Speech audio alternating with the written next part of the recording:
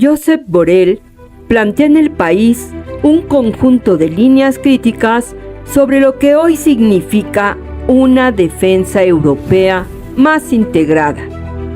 Es un llamado de atención que aparece en un momento decisivo de redefinición de las alianzas estratégicas globales.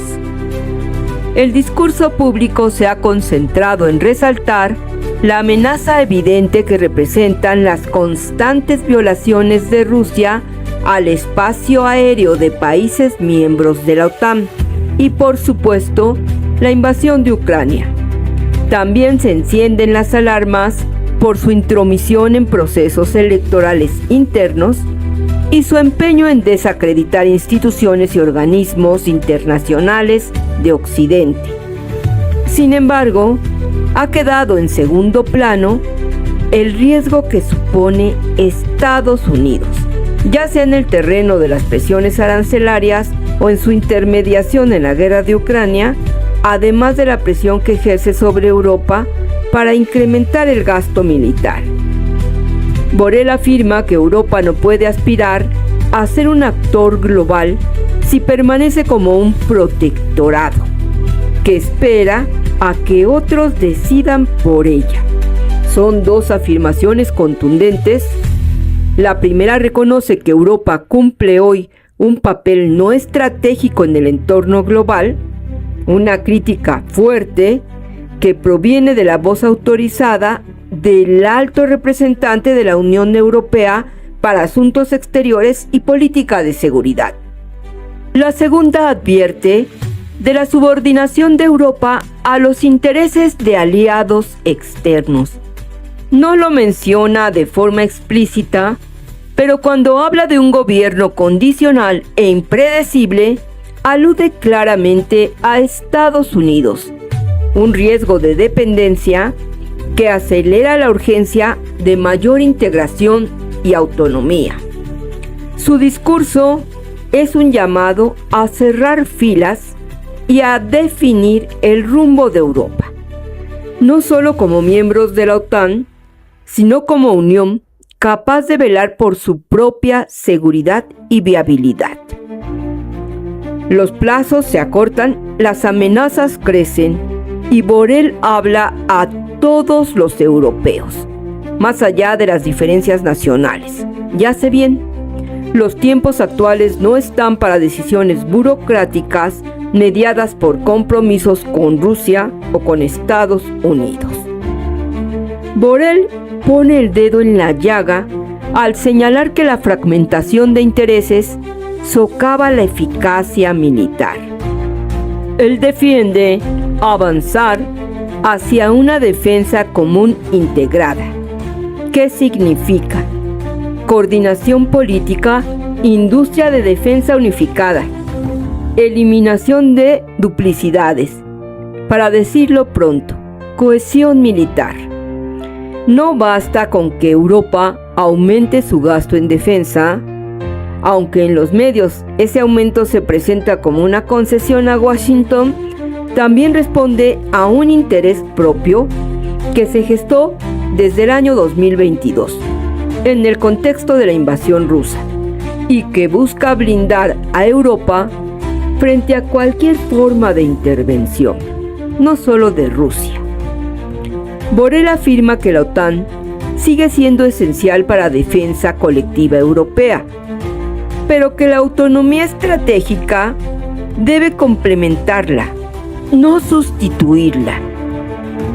En un escenario de dependencia militar respecto de Estados Unidos y de presión rusa sobre el flanco oriental, la centralidad de la OTAN es ineludible. Polonia, Estonia, Lituania o Rumania no pueden darse el lujo de esperar a que la Unión Europea rediseñe sola sus estrategias de defensa y protección mutua, cuando ya se encuentran resguardadas bajo el artículo 5 de la Alianza. La autonomía estratégica que propone Borrell es en el fondo una manera diplomática y discreta, pues lo formula en un artículo de opinión y no en un foro internacional, de urgir a Europa a tomar decisiones audaces. Es un llamado a la voluntad política a la acción. No es casual que haya escogido con cuidado la palabra protectorado militar. Ojalá el Reino Unido, segunda potencia nuclear europea, comprenda también la urgencia de una disuasión más cohesionada frente a Rusia, en lugar de oscilar entre Ucrania y Estados Unidos. Lo que Borrell propone en suma es que Europa se tome en serio ser una potencia militar y no solo económica. Es un llamado a la urgencia y al realismo. Varios fueron los temas que tocó Borrell. Me ha causado su discurso una gran impresión. ¿Cómo lo ves, Emiliano? El artículo de Josep Borrell en El País no se puede explicar sin revisar la historia en el contexto de la guerra cultural que actualmente están librando los Estados Unidos y la Unión Europea. Y es que si ustedes recuerdan, en 1989, tras la disolución de la URSS y la caída del muro de Berlín, no se percibía tanta amenaza por parte de Rusia y se buscó la disminución en el gasto militar en la Unión Europea.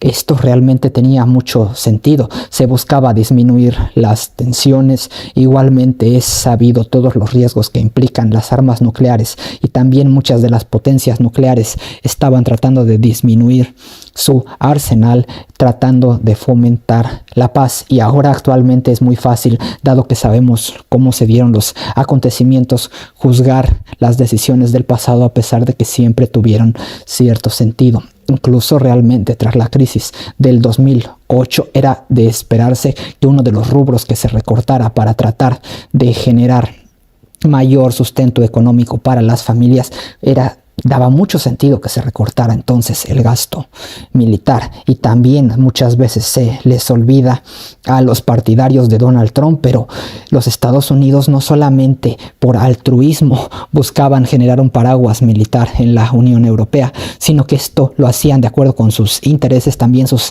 intereses militares, y habiendo recibido apoyo en algunos casos como el de Irak, y también porque buscaban tener la hegemonía sin que nadie les hiciera sombra en el ámbito militar. Si ustedes se dan cuenta, incluso a Alemania no se le permitía hasta hace relativamente poco generar mayores inversiones en defensa, a pesar de que siempre ha tenido un ejército, y esto se hacía por justas razones, por una revisión de la historia y de todos los riesgos que conllevaba una Europa armada. Realmente la Unión Europea misma surge para tratar de evitar estos conflictos entre muchas potencias militares, y por lo menos en ese aspecto ha tenido éxito. Entonces, las decisiones del pasado se tomaron con base en un contexto, y las decisiones de hoy también se toman con base en un contexto diferente, donde los Estados Unidos voltea a ver más a China como su adversario, no tanto a Rusia, incluso a pesar de la inminente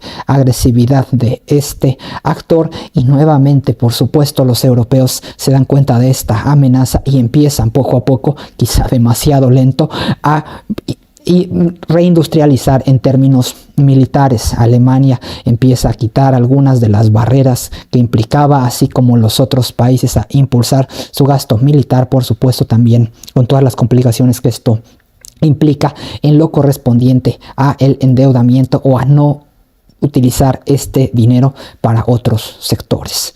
Entonces, en este contexto en el que ahora los Estados Unidos realmente están siendo menos ahora sí que están enfocándose menos en la seguridad europea, parecen tener otros intereses porque siempre se han llevado bajo intereses, pues la Unión Europea en parte no tiene tanta alternativa más que armarse ella misma o buscar otras alternativas. Ustedes recordarán, pues la Unión Europea, aunque a veces se trate como un país, pues está compuesta por distintos países, y en sí mismo hablar de Unión Europea ya es hablar de cierto nivel de diversificación y no necesariamente solamente de autonomía, aunque por supuesto las cadenas de suministros o incluso los acuerdos militares, que muchas veces duraron por décadas, también en su momento tuvieron su funcionalidad como para ahora ser atacados del todo. Dicho esto, independientemente de quién tenga razón en la guerra cultural, que yo creo que los Estados Unidos no la tienen, el hecho es de que si no quieren apoyar militarmente, no lo van a hacer,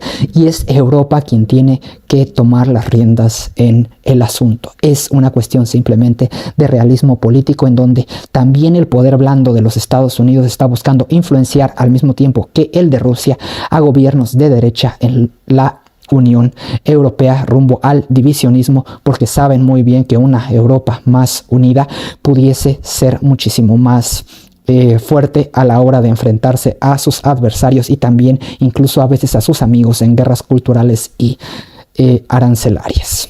Dicho esto, entonces, la propuesta por parte de Josep en este artículo de El País es precisamente hacer un tercer giro para la Unión Europea, en donde no solamente se trate de un mercado común, sino también de una política de seguridad común. Esto, por supuesto, tendría muchísimas ventajas en cuanto a que podrían coordinarse los distintos países, homologar en algunos casos las reglas, y sin embargo también con las complicaciones de que podría afectar industrias nacionales a nivel militar, ¿no? Entonces es precisamente en este contexto que se está dando la discusión. Yo, por supuesto, también estoy a favor de que una Unión Europea unida, que pueda en algunos momentos quizás sacrificar a una que otra compañía nacional a favor del bien común, puede generar muchísimo mayores efectos que una Unión Europea que está dividida. Por supuesto, habrá perdedores y habrá ganadores, y no a todas las compañías esta visión les va a gustar. Sin embargo, también hay que decir que en esta guerra cultural cada vez son más los europeos que tienen un sentimiento pro-europeo, que están a favor incluso de un marco común en materia de seguridad, precisamente porque se dan cuenta de lo grandes que son las amenazas, y que probablemente proteger a una compañía específica de seguridad de la competencia no es la mejor idea, porque las compañías, en primer lugar, precisamente ante la competencia se esfuerzan muchísimo más, y que entonces se pueden tener precisamente los equipos, la tecnología más nueva de las compañías que mejor resistan a esta competencia en el libre mercado.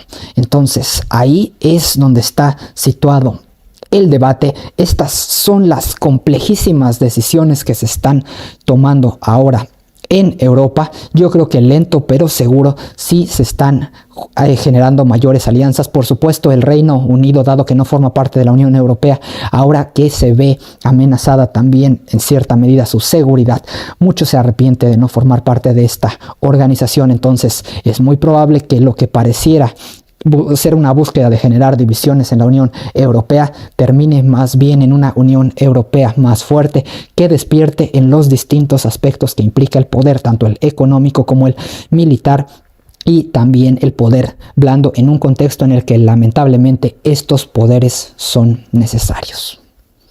Dicho esto, si les pareció interesante el video, los invito a darle like, a comentar, a compartir, pero lo más importante para nosotros, a suscribirse y a activar todas las notificaciones para más contenido sobre geopolítica, sobre conflictos y también sobre economía global.